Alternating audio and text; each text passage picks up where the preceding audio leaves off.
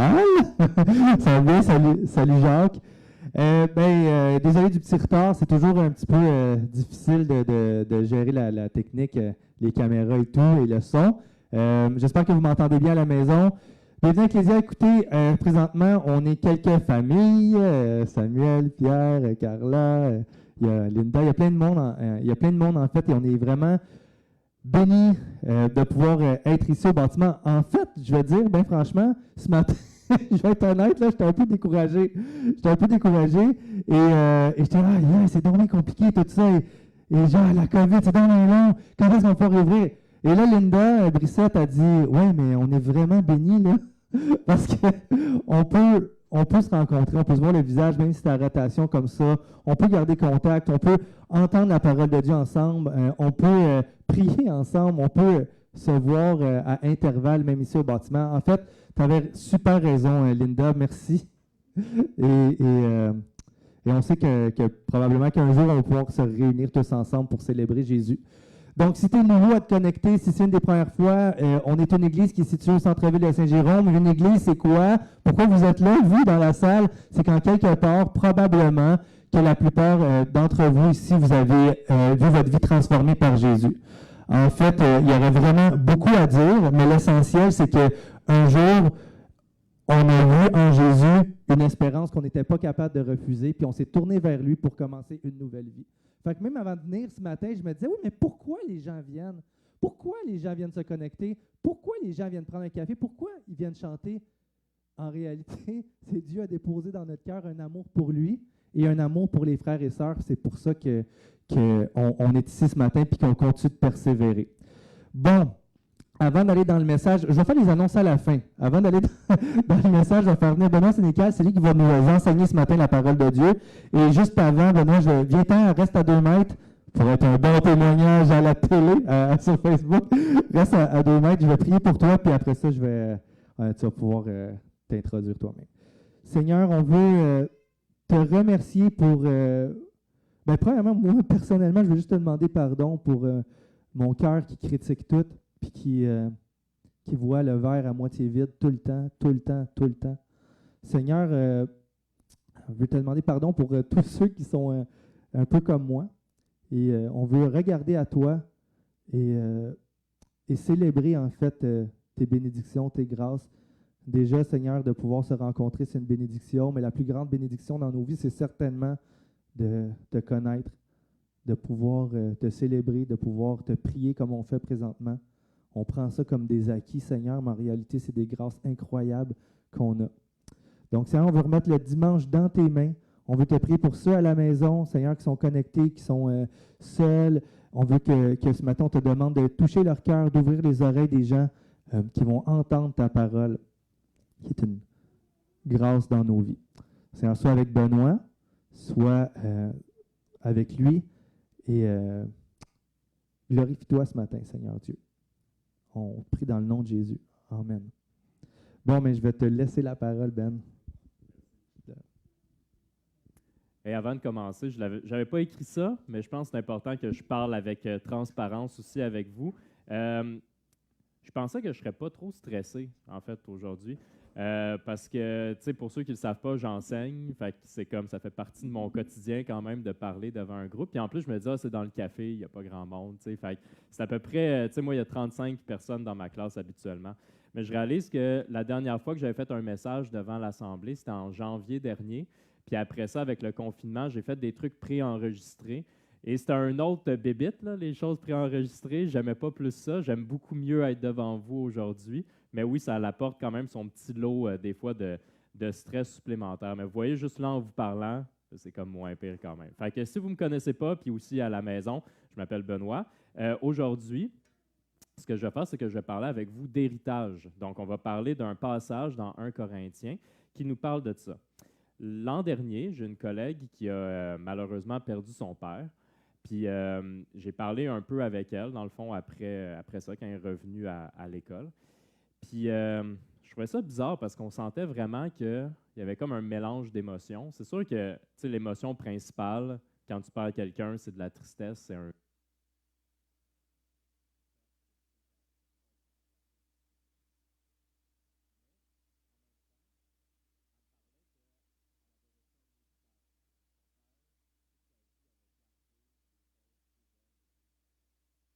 Elle me disait, puis c'est bizarre parce qu'elle se sentait un peu coupable, on dirait, comme en le disant aussi, mais tu voyais la tristesse, mais elle disait, mon père, il m'a donné de l'argent, puis là, je vais pouvoir payer mon camion, puis je vais pouvoir payer une partie des études universitaires de mes filles.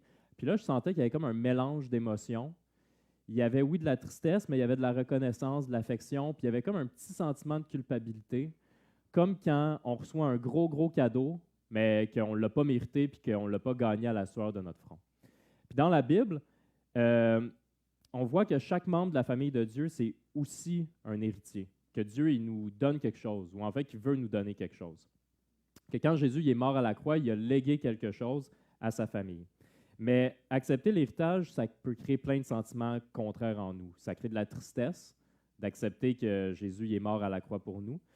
Ça crée un gros sentiment de reconnaissance pour son sacrifice, mais en même temps, il y a aussi le petit sentiment ou le gros sentiment de culpabilité des fois d'avoir eu un gros, gros cadeau, mais on se sent un peu mal de l'accepter parce qu'on ne l'a pas mérité, on ne l'a pas gagné à la sueur de notre front. Puis qu'est-ce qu'on associe aussi aux héritages? Très souvent, des chicanes de famille. Parce que quand tu reçois une grosse somme d'argent ou quand il y a des trucs comme ça, des fois, ça peut amener des gros problèmes, des grosses chicanes de famille. Puis aujourd'hui, on va parler d'un passage, en fait, dans 1 Corinthiens 6, versets 1 à 11, qui parle justement de résolution de chicanes de famille. Fait que je vais juste vous laisser un petit 30 secondes pour ouvrir votre Bible dans 1 Corinthiens 6, 1 à 11. Puis, je vous encourage de rester là. Moi, je vais me promener un petit peu partout, mais si, par exemple, je m'en vais dans Colossiens ou dans d'autres lettres, je vais vous le dire comme le passage au complet. Sauf que si vous voulez prendre des notes, écrire des choses dans 1 Corinthiens 6, 1 à 11, c'est le passage qu'on va regarder aujourd'hui. Donc, on va le lire bientôt.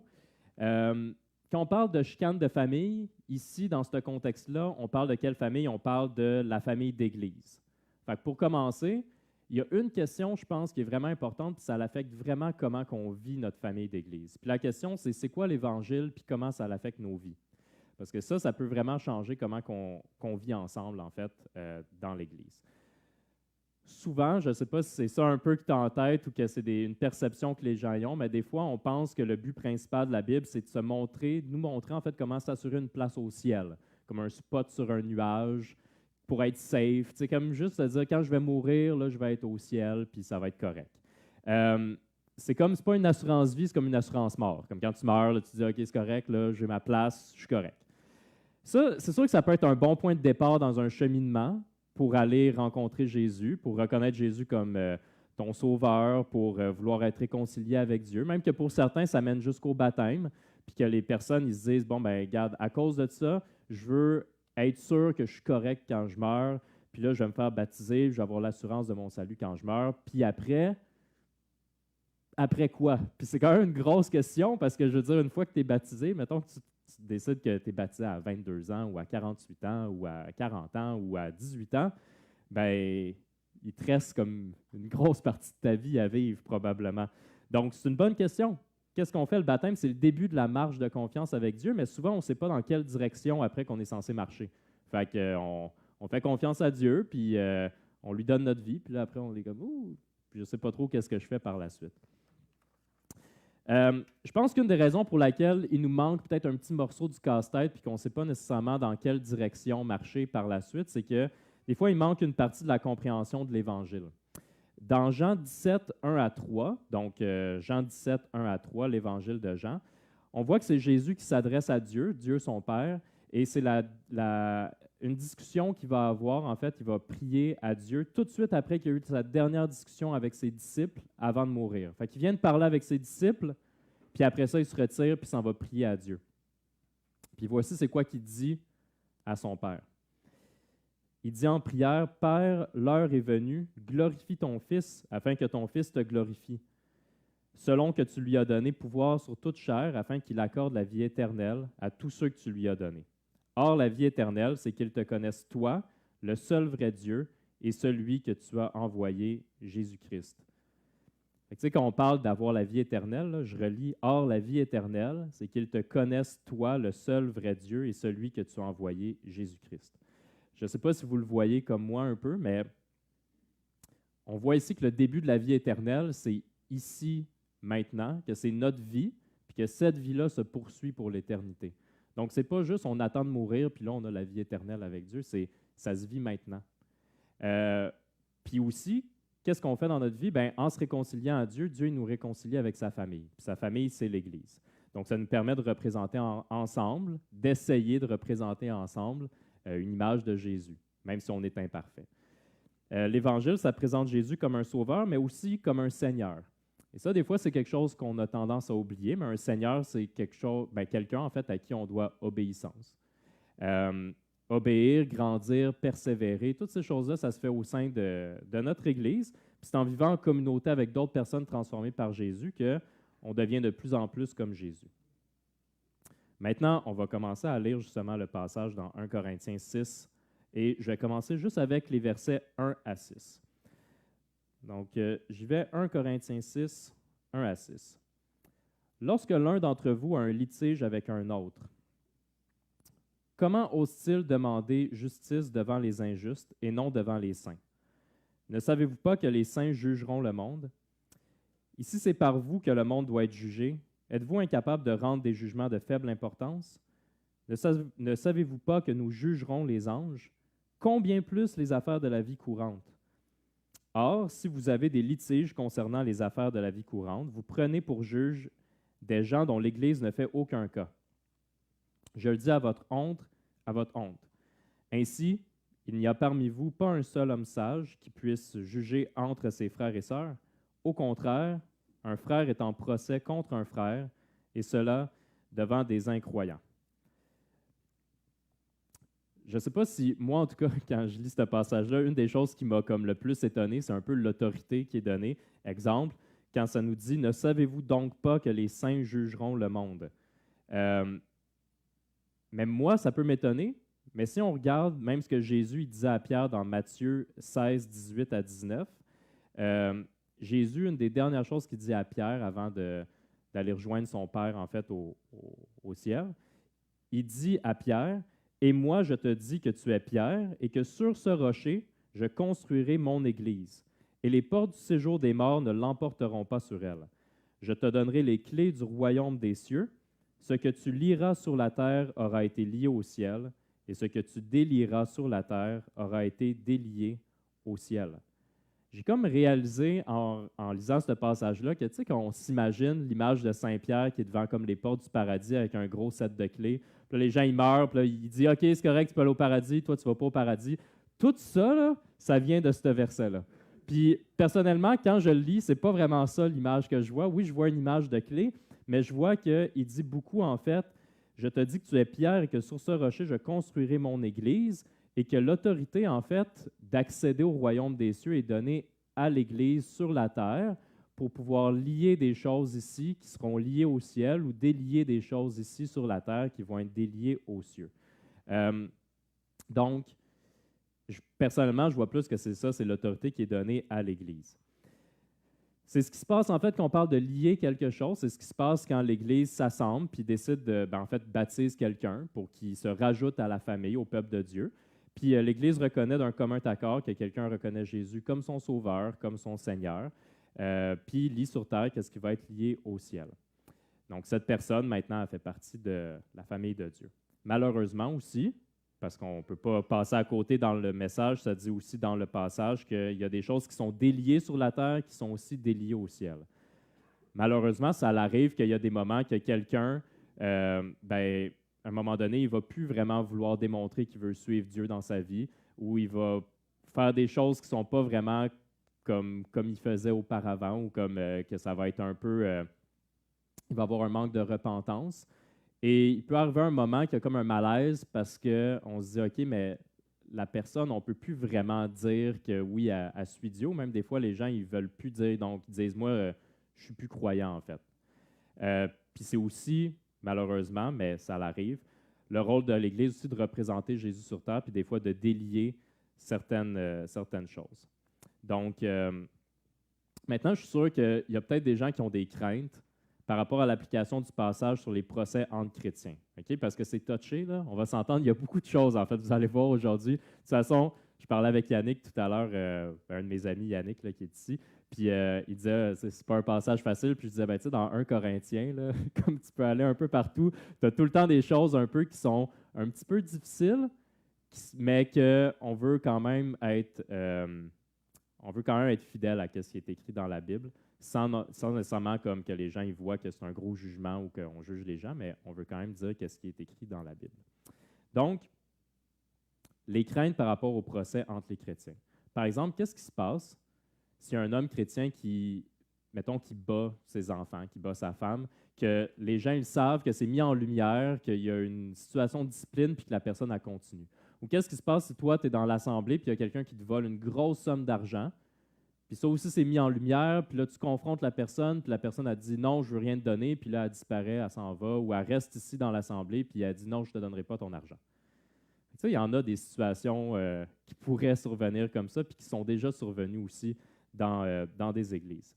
Premièrement, je vais insister que les comportements que j'ai dit ici, ce n'est pas des comportements qui représentent de vouloir suivre Jésus comme son sauveur et son Seigneur. Ça, c'est sûr qu'il n'y a aucun de ces comportements-là qui sont des comportements qui sont voulus ou qu'on peut faire « Ah oui, ça, c'est vraiment ce que Jésus nous dit de faire ici sur terre. »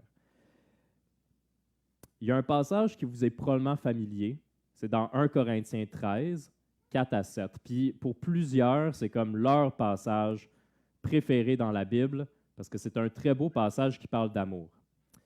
Donc dans 1 Corinthiens 13, 4 à 7, ça nous dit « L'amour est patient, il est plein de bonté. L'amour n'est pas envieux, l'amour ne se vante pas, il ne s'enfle pas d'orgueil, il ne fait pas rien de malhonnête. Il ne cherche pas son intérêt, il ne s'irrite pas, il ne soupçonne pas le mal, il ne se réjouit pas de l'injustice, mais il se réjouit de la vérité. Il pardonne tout, il croit tout, il espère tout, il supporte tout. » Et si vous connaissez ce passage, c'est probablement dans un contexte de mariage. Donc, dans un contexte romantique, parce que c'est beau, puis ça parle d'amour, puis que quand on lit ça, on dit « Ah oui, moi, je veux avoir cet amour-là pour ma femme, pour mon mari. » Mais en réalité, quand on lit le passage dans la lettre de 1 Corinthien, tu sais, quand je vous dis qu'il y a des passages difficiles dans 1 Corinthien, mais il y a aussi ce passage-là dans 1 Corinthien. Et le message, en fait, dans le contexte, ça ne s'adresse pas dans un contexte de mariage, ça s'adresse en fait à l'Église de Corinthe et l'amour qu'ils devraient avoir les uns pour les autres. Donc, l'amour qu'on a au sein de notre Église. Oui, c'est correct aussi, c'est l'amour avec les frères et sœurs, avec tes enfants. Donc, tout ça, ça s'applique. Mais je veux juste dire que dans ce contexte-là, ça parle de l'Église de Corinthe. Au sein de l'Église, un des termes qu'on utilise quand on parle entre nous autres, on dit « Ah, mon frère, ma sœur », parce qu'on reconnaît qu'on a tous le même Père, puis que le Père, c'est Dieu. Mais la réalité, c'est que quand on dit « mon frère, ma sœur », c'est aussi quelque chose qui amène son lot d'affection, en général, puis d'affiliation, comme t'es mon frère, t'es ma sœur. Mais tu sais, au fond de nous, quand tu dis quelqu'un « Ah, mon frère, ma sœur », est-ce qu'on ressent vraiment cet amour-là? Est-ce qu'on ressent un amour aussi grand pour les autres personnes dans notre Église que pour nos femmes, nos enfants, nos amis de longue date, nos parents, etc.? Parce que ça, c'est un des problèmes. Un manque d'amour ou un manque de connaissance les uns les autres, ça peut amener un lot d'abus puis de blessures des fois, parce que quand on ne se connaît pas nécessairement, qu'on ne s'aime pas nécessairement, bien, on dirait que c'est plus facile des fois aussi de comme se causer des torts parce qu'on ne se connaît pas tant que ça, puis des fois, on ne s'aime pas tant que ça. C'est difficile parfois de parler de discipline dans l'Église. Je sais que c'est comme un terme que ça fait friser les oreilles, puis qu'on est comme « Oh non, pourquoi on ne parle pas de discipline? » Mais la discipline, c'est une façon de montrer l'amour les uns pour les autres. Ce qui est bizarre, c'est qu'on n'aime pas le mot « discipline », mais souvent on dit « je suis un disciple de Jésus », mais on ne veut pas entendre parler de discipline. Mais vous voyez que discipline puis disciple, c'est pas mal comme la même affaire. Okay? C'est des mots qui se ressemblent pas mal, c'est la même racine. Juste pour te donner un exemple de discipline qui est bon et qui témoigne de l'amour. Donc, mon plus jeune, Laurent, il est un petit peu plus vieux qu'1 an puis il bouge beaucoup. Son grand frère, il ne bougeait pas tant que ça, puis lui, quand on lui disait son grand frère, « touche pas à ça », il ne touchait pas. Mais Laurent, lui, il veut toucher à tout. Fait que ce qu'il fait souvent, c'est qu'il monte un petit peu partout, puis là, il s'en va juste à côté du rond de poêle. Puis Tristan, mon plus vieux, il disait « touche pas au rond de poêle », puis il n'a jamais essayé de toucher au rond de poêle. Laurent, lui, il veut tout le temps toucher. Fait que tout le temps. Tout le temps, tout le temps. Fait que nous, il a fallu qu'on commence à faire la discipline. Mais tu sais, discipliner un enfant d'1 an qui te comprend, mais qui te comprend à moitié, ça fait qu'il faut que tu sortes ta grosse voix parce qu'en fait, tu ne veux pas qu'il se brûle sur le rond de poil. Fait que là, tu dis, Laurent, fais pas ça. Puis là, tu vois, il fait comme. Il fait la grosse baboune. Mais là, tu sais, tu peux pas vraiment raisonner avec lui. Fait que tu peux juste comme lever le ton pour qu'il comprenne. Il faut pas que tu fasses ça, tu vas te faire mal, même s'il ne comprend pas. C'est un exemple de discipline. Je le fais parce que j'aime mon enfant. Si je l'ignorais puis que je fais juste comme ah, tu te brûleras bien, après tu comprendras par toi-même, ça ne serait pas vraiment la meilleure forme d'amour pour lui. Quand on devient adulte, on ne veut plus vraiment comme être discipliné. On est capable de dire que si on était petit, oui, c'était nécessaire que nos enfants, que nos parents nous disciplinent si c'était fait avec amour. Okay? Donc, amour, encadrement, c'était une bonne chose. Mais quand on devient plus vieux, on ne veut plus être discipliné, on veut être les maîtres de notre vie.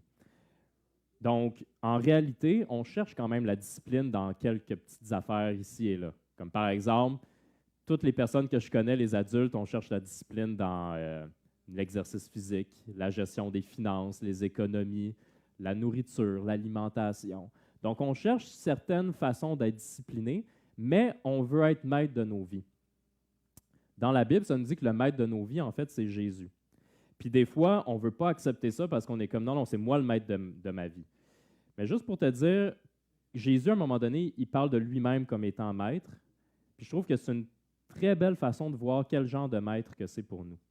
Dans Jean 13, verset 13, Jésus parle à ses disciples, puis il leur dit, « Vous m'appelez maître et seigneur, et vous dites bien, car je le suis. » Fait qu'en disant ça, c'est assez autoritaire, là. Comme il dit, oui, je suis le maître et le seigneur, vous faites bien de le dire parce que je le suis. Mais ce qui est particulier, c'est qu'au moment où il dit ça, il est à genoux par terre, puis il est en train de leur laver les pieds, puis il a enlevé leurs sandales, il leur lave les pieds, puis c'est un geste plein d'humilité, plein d'amour, un geste humiliant même, mais en disant ça, il rappelle son autorité. Et le maître de nos vies qu'on veut suivre, moi, je veux le suivre parce que je me dis, c'est tellement une belle image que tu dis, regarde, il y a une autorité, mais il nous aime profondément. Donc, c'est dans ce contexte-là, c'est avec l'amour de Jésus qu'on veut exercer une discipline. C'est ça qu'on veut garder en tête. Bon, maintenant, c'est beau. On parle d'amour, on parle de comment que ça devrait être dans l'Église, qu'on devrait s'aimer les uns les autres, mais la réalité, c'est que des fois, il y a quand même des gros conflits. Okay? On ne se cachera pas qu'il y en a des situations, il y en a des procès, il y en a des grosses chicanes, il y a des gros problèmes dans l'Église. Puis, il y a plusieurs façons qui ont déjà été utilisées par le passé par plein de différentes instances, mettons.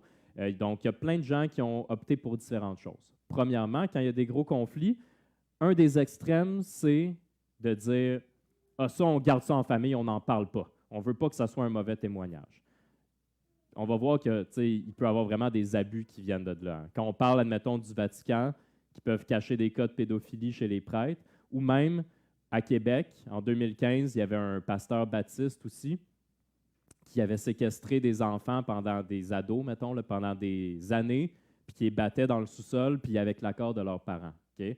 Parce qu'ils disaient, oh non, là, on va les discipliner, mais là, on va cacher ça. Puis il y a plusieurs personnes dans l'Église qui étaient au courant que ça se passait. Et c'est resté là. Donc, on garde ça en famille. C'est pas une bonne chose à faire. Okay? Donc, il ne faut vraiment pas que tu partes aujourd'hui en disant comme, ah oui, c'est correct, il faut qu'on cache comme les gros conflits. C'est pas ça qu'on est en train de dire. Donc, si tu as connaissance même d'abus de ce genre-là, s'il y a des trucs que tu sais comme dans l'Église ou que tu connais des choses comme ça, il faut le dire. Il ne faut pas avoir peur de rendre ça public parce que ça va être un mauvais témoignage pour l'Église. Au contraire, c'est de bâtir un bon témoignage pour l'Église quand on dit de façon publique, pour autant dire à l'extérieur de l'Église qu'à l'intérieur de l'Église, que c'est important la justice puis qu'on veut représenter Dieu sur la terre. Le but de l'Église, c'est de représenter Dieu sur terre. C'est important d'annoncer autant aux membres du restant de la communauté qu'aux membres de l'Église. C'est quoi que Dieu lui-même y condamne. Fait qu'il ne faut pas juste dire, ah non, ça on le cache, puis on sait que Dieu le condamne, mais on n'en parlera pas, de peur d'avoir un mauvais témoignage. Par contre, de l'autre extrême, il y a des gens qui vont pouvoir dire, comme dès qu'il y a un petit conflit, ils vont dire, oh, je vais te traîner en cours.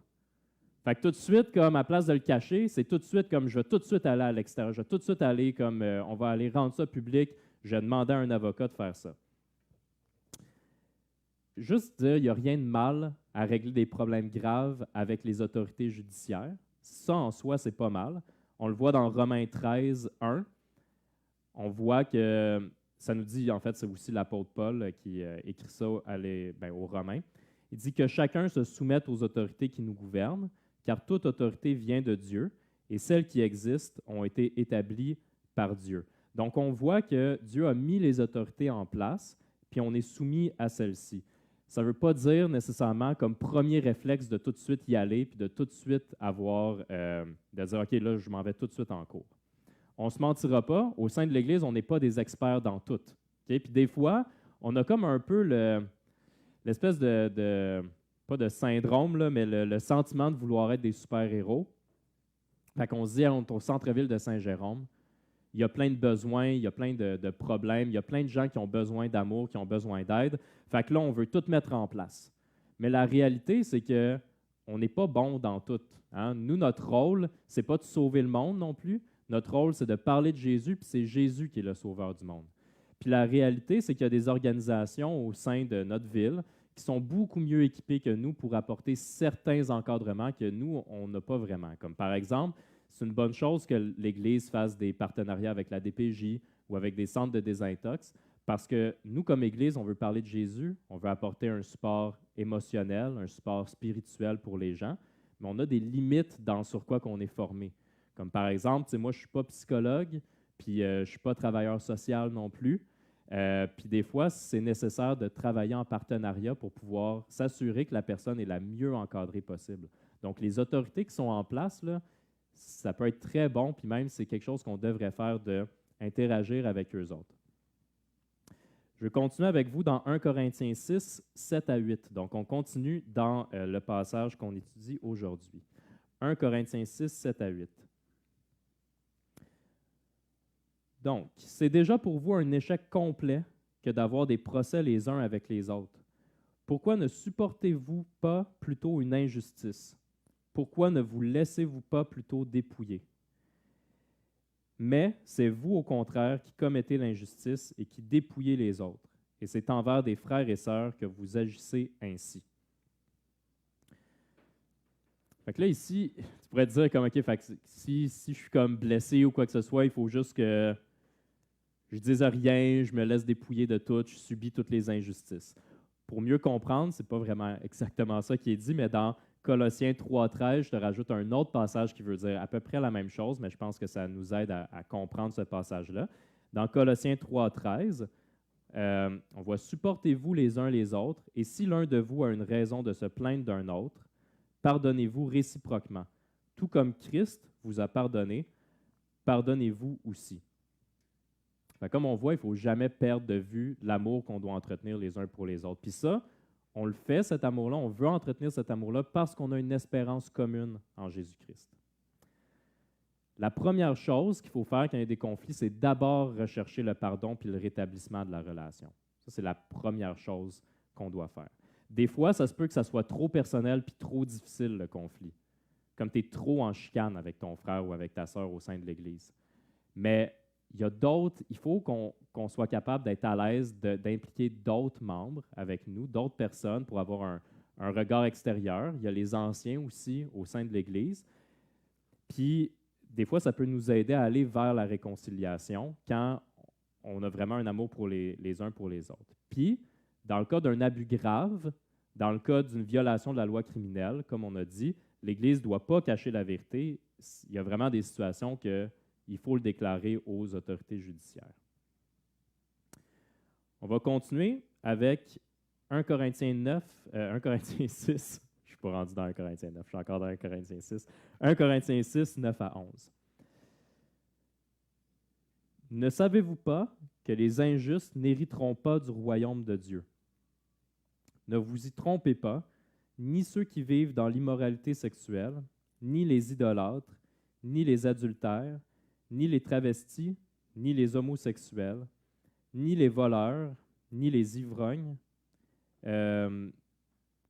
ni les hommes toujours désireux de posséder plus, ni les calomniateurs, ni les exploiteurs n'hériteront du royaume de Dieu. Et c'est là que vous étiez, certains d'entre vous, mais vous avez été lavés, mais vous avez été déclarés saints, mais vous avez été déclarés justes au nom du Seigneur Jésus-Christ et par l'Esprit de notre Dieu. Donc là, on revient avec le sujet de l'héritage. Un autre passage qui nous parle de qui hérite du royaume de Dieu, puis qui hérite pas du royaume de Dieu. Puis, on ne peut pas passer vite sur ce passage. On s'entend que c'est touché, ça aussi, comme passage. Puis la raison pour laquelle c'est touché actuellement, c'est surtout en lien avec les questions d'identité sexuelle. Souvent, le passage, il est comme utilisé juste pour parler d'homosexualité. Fait qu'on fait juste retenir ça, puis là, les gens disent « Ah, tu vois, regarde, ça dit homosexualité ici. » On a une liste de plein de choses. Puis ici, l'emphase n'est pas mise sur ça en particulier, mais par contre, quand j'ai dit que dans la culture, on parle beaucoup d'identité sexuelle, tout ce qu'on voit ici, c'est des listes d'identité. C'est la notion d'identité qu'on veut traiter. En fait, on voit que le problème profond que tous les êtres humains ont, c'est de vouloir bâtir son identité sur quelque chose d'autre que Jésus.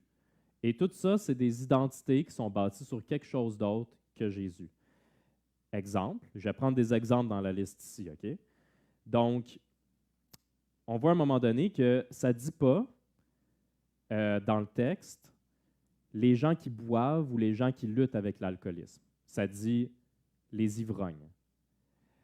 Donc, c'est sûr que là, je veux vraiment avoir un cœur pour les personnes qui ont des luttes avec l'alcoolisme, OK? C'est important pour moi en ce moment.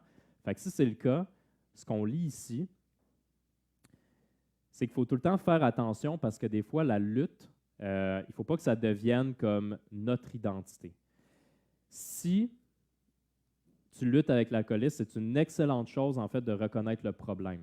Ça, c'est sûr. C'est le début de la guérison de reconnaître le problème. Mais, comme j'ai dit, c'est tout le temps important que ça ne devienne pas notre identité complète. Si tu luttes avec l'alcoolisme, tu n'es pas avant tout un alcoolique. Tu es un enfant de Dieu qui lutte avec l'alcoolisme. Comme au sein de l'Église, on est tous des enfants de Dieu qui luttent avec quelque chose, qu'on a des idoles, qu'on cherche à bâtir notre identité sur quelque chose d'autre. Il y a d'autres choses aussi qu'il peut y avoir. Donc, des fois, il y a des personnes qui vont vouloir trouver l'amour avec une femme parfaite ou un homme parfait. Puis ils vont chercher quelqu'un qui va les reconnaître parfaitement, qui va les aimer parfaitement, qui va les connaître comme de la meilleure façon possible. Et des fois, c'est un peu décourageant comme lutte, comme recherche en fait, parce que tu ne trouves pas la personne qui t'aime parfaitement. Mais en réalité, ce que tu fais dans ce sens-là, c'est que tu cherches quelqu'un qui va te donner une approbation totale, mais ça, c'est juste Dieu qui peut vraiment te connaître parfaitement puis t'aimer parfaitement. Des fois, il y a des personnes qui sont mariées, mais ils sont plus heureuses, sont mariées depuis quelques années, puis ils n'aiment plus vraiment leur femme, ils n'aiment plus vraiment leur mari, puis ils disent qu'ils vont être plus heureux dans les bras de quelqu'un d'autre. Donc, on parle d'adultère ici. Okay? La personne qui agit sur ça, donc une personne adultère. Mais Jésus, des fois, je le sais que Jésus il était célibataire, il n'y avait pas de femme, mais il y a souvent une image qui est donnée que l'Église, c'est la femme de Jésus. Puis que Jésus, il était prêt à mourir pour elle, qu'il était prêt à prendre tout son péché, qu'il la poursuivait tout le temps, même s'il était infidèle, qu'il était imparfaite, qu'il était tout le temps en train de courir après. C'est ça qu'on voit dans la Bible. C'est ça l'image qu'on voit. Une identité qui est basée sur quelque chose d'autre que Jésus, ça ne peut jamais satisfaire complètement puis profondément. Au verset 9, on lisait « Ne savez-vous pas que les injustes n'hériteront pas du royaume de Dieu? » Puis ensuite, il y avait la longue liste d'identités. Puis là, ma crainte, c'est qu'il y a peut-être des gens, parce que moi, je le sais que la première fois que je lisais ce passage-là, on dirait que c'était comme un checklist, là. Puis là, je dis, mettons, il y a comme 5-6 ans, mettons, je lisais ça, puis là, je me disais, OK, est-ce que moi, je m'associe à ça? Non. Ça, non. Ça, ah, peut-être. Ça, non. Mais c'est pas comme une liste complète de toutes les identités comme basées sur d'autres choses que Jésus. Puis ma crainte, ce serait que quelqu'un fasse ça et dise, ah, moi, je me reconnais pas là-dedans, je suis correct. C'est pas ça. C'est juste des exemples de plein d'identités qui sont formées sur d'autres choses que Jésus. Juste pour te montrer qui est juste et qui est injuste aux yeux de Dieu. Dans Romains 3, versets 10 à 12, l'apôtre Paul il écrit « Il n'y a pas de juste, pas même un seul. Aucun n'est intelligent, aucun ne cherche Dieu. Tous se sont détournés, ensemble ils se sont pervertis. Il n'y en a aucun qui fasse le bien, pas même un seul. » Fait que ça va pas bien. Okay? Fait que c'est qui est injuste? Aux yeux de Dieu, tout le monde. Fait que qui est-ce qui hérite? Personne. Parce qu'on a vu que c'est les justes qui héritent du royaume de Dieu. Mais c'est sûr que c'est pas vraiment ça. Parce que Paul, comme on a vu dans la fin, donc le dernier verset aujourd'hui, dans 1 Corinthiens 6, verset 11, ben Paul, il nous disait, « Et c'est là que vous étiez, donc vous bâtiez votre identité sur plein de choses autres que Dieu. Vous étiez injuste, vous étiez perverti, personne ne faisait le bien, pas même un seul. C'est là que vous étiez, certains d'entre vous, mais vous avez été lavés, mais vous avez été déclarés saints, mais vous avez été déclarés justes au nom du Seigneur Jésus-Christ et par l'Esprit de notre Dieu. Donc, on est déclaré juste uniquement par le sacrifice de Jésus sur la croix. Il n'y a rien qu'on peut faire qui peut ajouter quelque chose à ça ou qui peut enlever quelque chose au sacrifice. Fait que notre rôle, comme quand il y a quelqu'un proche de nous qui meurt puis qui veut nous léguer son héritage, notre rôle, c'est simplement d'accepter ce que Jésus a fait sur la croix, d'accepter l'héritage. Ça peut sembler simple, mais je sais que ce n'est pas facile de juste comme accepter le cadeau qui est donné. Des fois, c'est difficile pour certains parce que leur péché il semble trop grand. Fait qu'ils vont se dire non, Jésus, quand il est mort sur la croix, ça ne pouvait pas vraiment laver tout mon péché. Il y en a d'autres que c'est parce que leurs blessures sont trop grandes, puis c'est trop grand pour être guéri. C'est ça qu'ils se disent, c'est trop gros. Pour la plupart, l'obstacle, en fait, c'est vraiment de reconnaître qu'on a besoin d'être lavé, de reconnaître qu'on n'est pas juste, de reconnaître que Jésus il devait mourir à la croix pour nous, puis pas juste pour le péché en général, mais pour nous, pour moi, pour toi, pour toutes les personnes qui sont ici aujourd'hui. Ça, c'est difficile de reconnaître ça, de reconnaître que c'est lui le maître de nos vies, de reconnaître, de se mettre dans une situation d'humilité et d'obéissance. Notre Église n'est pas parfaite, OK? Est imparfaite. Notre Église, au sein de toutes les Églises, mais au sein de notre Église, on se chicane, on se rebelle contre notre papa, OK? Qui est Dieu. On s'aime tout croche. Mais en réalité, c'est le même aussi dans nos familles aussi. Donc oui, c'est le même dans notre famille d'Église, mais c'est le même avec nos parents, avec nos amis, c'est le même avec les gens qu'on aime beaucoup. Moi, quand je vais mourir, je ne sais pas c'est quand, mais à un moment donné, je vais mourir. Puis, c'est important pour moi de donner un héritage à ma famille parce que je les aime. Je les aime même malgré toutes les chicanes qu'on va avoir eues, même malgré les moments de rébellion parce que là, mes enfants sont jeunes, mais je suis sûr qu'à un moment donné, si j'enseigne au secondaire avec des ados, fait que je peux prévoir qu'à un moment donné, je risque de me faire comme lancer des insultes par la tête à un moment donné. Mais mon réflexe, ça ne sera pas de dire « Ah ouais, ben, je vais t'enlever de mon héritage. » OK? C'est pas ça. Parce que c'est ma famille, puis je les aime, puis je veux leur donner ça. Je veux leur donner ce que j'aurai accumulé pendant ma vie à eux. Je veux les bénir de cette façon-là. Dieu, lui, il veut faire exactement la même chose pour sa famille. Il veut tellement faire ça qu'il s'est fait homme dans la personne de Jésus pour mourir à la croix pour nous. Fait que notre rôle, à toi, à moi, c'est simplement d'accepter son héritage. J'ai demandé aux musiciens de venir, puis je ne sais pas trop comment ça fonctionne, mais je vais leur demander de venir, puis je vais prier aussi en même temps pendant ce temps-là pour qu'on puisse aller vers la louange ensemble. Puis je le sais, les dernières semaines, j'étais chez nous, sur mon divan, puis c'était pas tout le temps évident, comme d'écouter le message, de prier, de chanter, etc. Mais je t'encourage de le faire aussi. Puis moi, en tout cas, dans ma famille, c'est comme le moment que j'attends que ça soit la louange parce que là, mes enfants, c'est comme « OK, viens, tu peux chanter avec nous autres. » Fait que là, tu as le droit de chanter, puis de parler, puis c'est un petit peu plus actif, mettons. Fait que si tes enfants sont en train de jouer comme dans l'autre chambre à côté, tu peux leur dire « Hey, c'est le moment de la louange, venez ensemble, on va chanter tout le monde ensemble, on va chanter pour Dieu. » Donc, merci Seigneur. Merci Seigneur pour l'héritage que tu veux nous donner. Merci aussi pour la lettre de Paul à l'Église de Corinthe. Merci parce que, oui, ça dérange parfois. Oui, même des fois, cette lettre-là ou des passages peuvent être utilisés peuvent être mal utilisés ou mal interprétés. Mais je veux te prier pour que tu puisses tout le temps nous rappeler l'amour de Jésus pour nous. Puis que la base de nos actions au sein de l'Église, ça soit tout le temps basé sur l'amour de Jésus, pour son sacrifice sur la croix pour nous. Que quand on a en tête nos frères et sœurs, même si des fois on a de la difficulté à les aimer, même si des fois on a de la difficulté à cohabiter ensemble, qu'on puisse se rappeler qu'en fait, la chose qu'on a en commun, c'est que Jésus est mort pour nous deux, pour les deux personnes dans le conflit, qui est mort pour toutes les personnes qui ont voulu accepter de le suivre. Merci Seigneur de nous transformer, de transformer nos cœurs tout au courant de notre vie, tout au long de notre vie, pour qu'au sein de l'Église, on puisse grandir en amour, puis qu'on puisse aussi être accueillant avec les gens qui vont vouloir entendre parler de toi. Puis on te prie aussi pour qu'on puisse être un bon témoignage au sein de notre communauté, qu'on puisse tout le temps se rappeler que notre rôle comme Église, c'est de parler de Jésus, que c'est notre identité, que c'est pour ça qu'on se réunit, que c'est ça qui nous unit.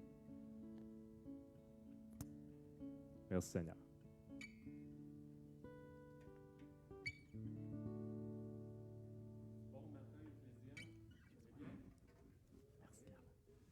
Il y a quelques personnes dans la salle, mais je pense qu'à la maison aussi, vous êtes là. Ce matin, je veux nous inviter à célébrer notre Dieu d'une façon différente. Mais avant, je dois dire que je regardais Jason tantôt qui faisait des faces comme ça.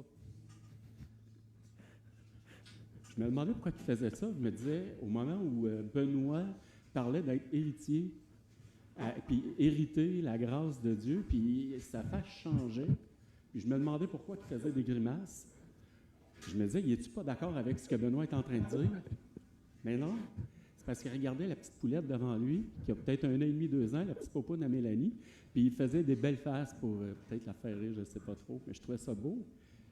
Mais en même temps, ça m'a fait penser à l'héritage. L'héritage. Je pense que Jason a hérité du royaume de Dieu. Ça, je suis convaincu de ça.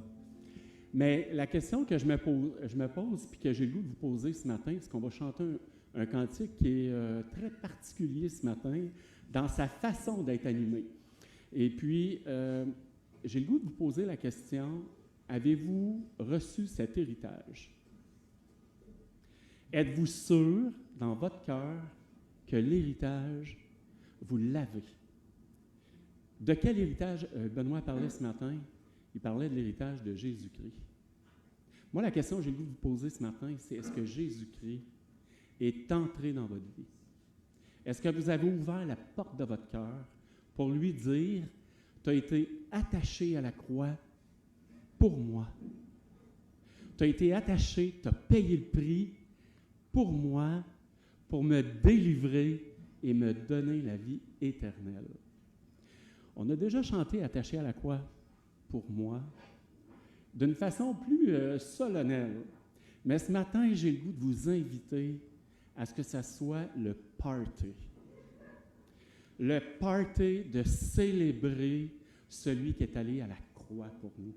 Celui qui a donné sa vie pour nous, pour qu'on puisse ensemble se réjouir. Et je dois dire que Samuel, pendant notre pratique de jeudi soir, il nous a fait une version différente.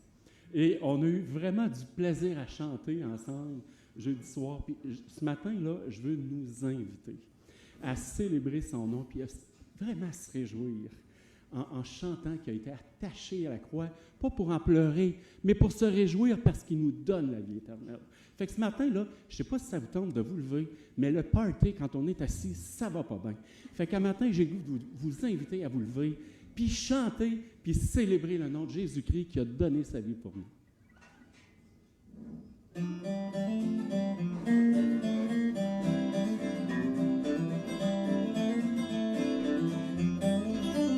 Quel sauveur merveilleux je possède, il s'est sacrifié pour moi, et sa vie innocente il cède, pour mourir sur l'infâme croix, attaché à la croix pour moi, attaché à la croix pour moi.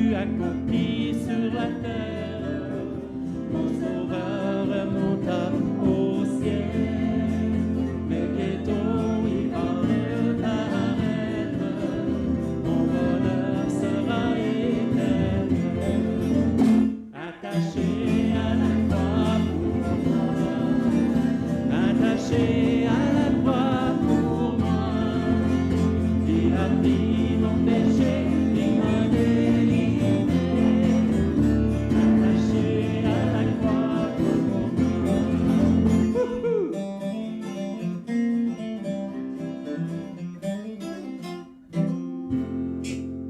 Ah, c'est bon, hein? Pouvoir chanter comme ça.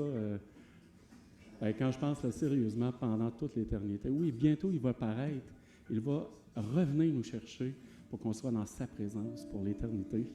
Puis j'aimerais ça qu'on le bénisse encore une fois ce matin, surtout célébrer sa fidélité.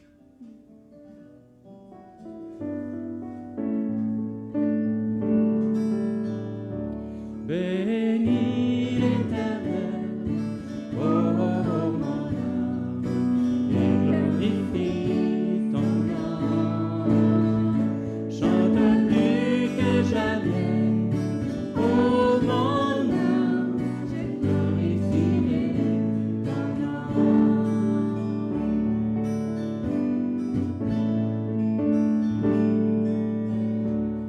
Voici l'aurore, le jour se lève, tout à nouveau je veux chanter, malgré les circonstances et ce qui pourrait m'attendre.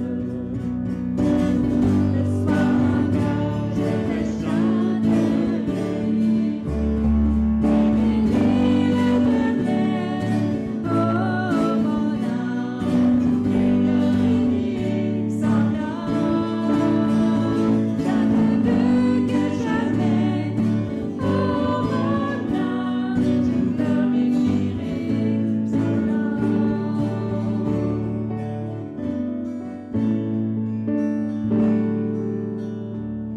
Tu es monté là à la colère, ton nom est grand et ton cœur est bon.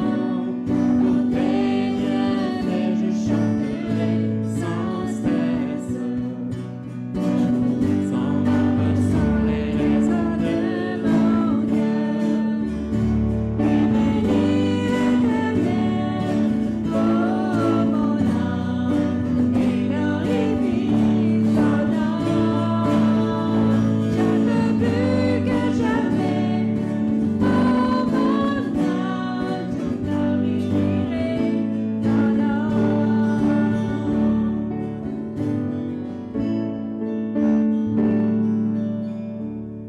En ce jour, faiblira mes forces, cette me rapproche, viendra la fin. Alors mon âme chantera encore. Il a mis l'éternellement, et bénis l'Éternel, oh mon âme, et glorifie son nom. Chante plus que jamais, oh mon âme, je glorifierai ton nom. Bénis l'Éternel, oh mon âme, et glorifie son nom. Chante plus que jamais, oh mon âme, je glorifierai ton nom. Oui, je glorifierai ton nom. Oui, je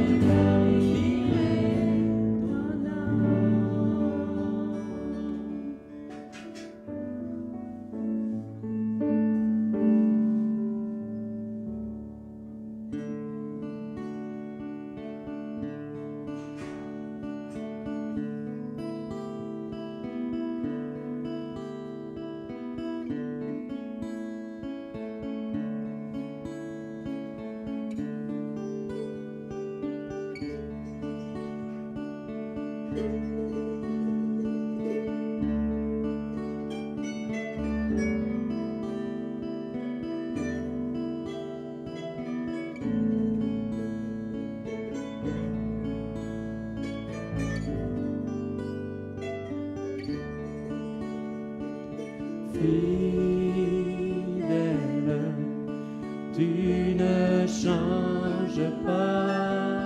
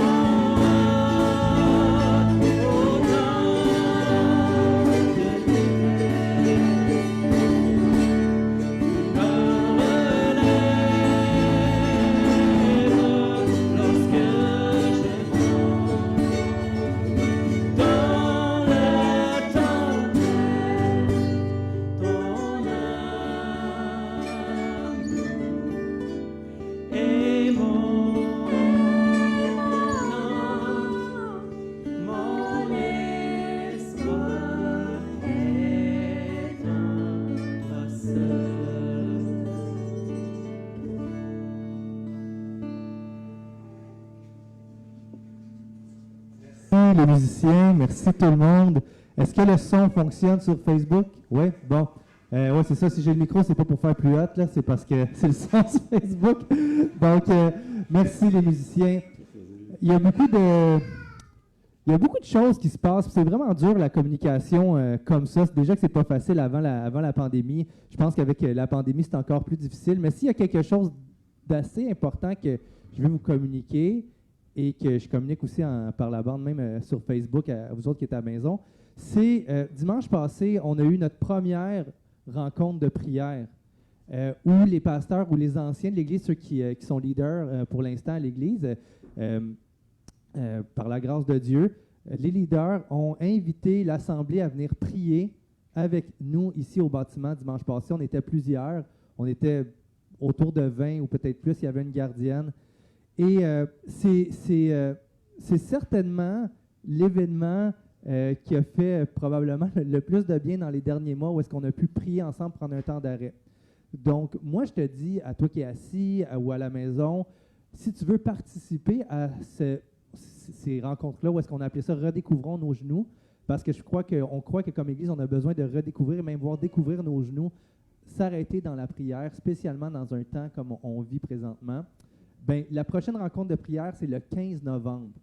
Et on peut être plusieurs personnes. On peut être plus que 25 dans la mesure où on fait des événements séparés. Fait que moi, ce que j'aimerais, c'est qu'on soit plusieurs, qu'il y ait 2 événements, puis qu'on communique ensemble avec la TV et on se parle ensemble. Il y a invité Richard Hull, qui est celui qui a parti le mouvement 24/7, qui est un mouvement de prière à la grandeur du Québec, où des chrétiens prient régulièrement, 24 heures sur 24. Chaque personne a des blocs. Il va venir diriger le temps de prière avec nous et il va nous parler aussi du mouvement 24/7. Donc, si tu as à cœur de participer avec nous, si tu as à cœur de dire « Hey, moi, cet hiver là, ou dans les prochains mois, avec la pandémie, je ne sais pas comment trop participer à Ecclésia », bien, le premier pas, certainement, c'est de participer aux rencontres de prière. Ça, c'est le premier pas pour connecter et participer avec nous. Ça, autre chose, je veux parler des offrandes. En fait, si tu as à cœur de donner pour que ça continue, si tu as à cœur de participer avec nous financièrement, tu as juste à te rendre sur le site, tu peux donner via Canadon, mais aussi tu peux nous écrire pour faire un virement Interac, libre à toi. Si tu as besoin de plus de renseignements, fais juste nous écrire sur Facebook, puis on va communiquer avec toi. L'autre chose, si tu es nouveau, si tu nous visites, on a un cadeau pour toi. C'est sûr qu'à la maison, tu ne peux pas l'avoir, je ne peux pas te le transmettre, là, mais tu peux t'inscrire pour dimanche prochain et venir avec nous célébrer ici. On va te remettre ton cadeau. Il y a un évangile, il y a un peu la documentation qui explique pourquoi on existe, Ecclésia, qu'est-ce qu'on croit et tout. Donc, écris-nous. Oui, non, ça, c'est une surprise, qu'est-ce qu'il y a dedans. Okay? Et si tu es ici aussi, tu peux venir nous voir après pour communiquer. Là-dessus, tout le monde, je vous dis bonne semaine. Si tu veux venir dimanche prochain, inscris-toi. Les places sont limitées, donc fais-nous signe. Il y a un Google Form qui est mis sur Facebook et tu peux le remplir. Marie-Ève prend les inscriptions. Tout le monde, merci d'avoir été présent. Je vais prier. Je pense que même, on va terminer Facebook, mais ici, on va prendre juste 5 minutes ensemble de prière, si vous êtes d'accord. Puis là-dessus, tout le monde à la maison, je vous dis bonne semaine, puis on se voit la semaine prochaine pour continuer notre série La famille moderne. Bye bye tout le monde. Bye.